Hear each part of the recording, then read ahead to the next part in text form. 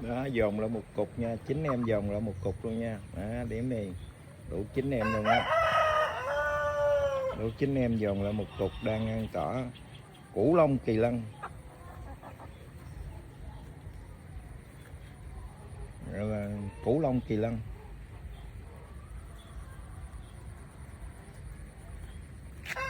Thích ra đây cái này. Cái này. Ừ, đó, giòn quá. Đúng rồi, giòn quá vậy mới thấy hình. Đó, củ lông kỳ lân nha.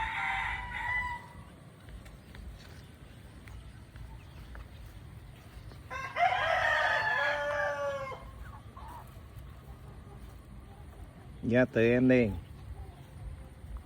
Nha từ em.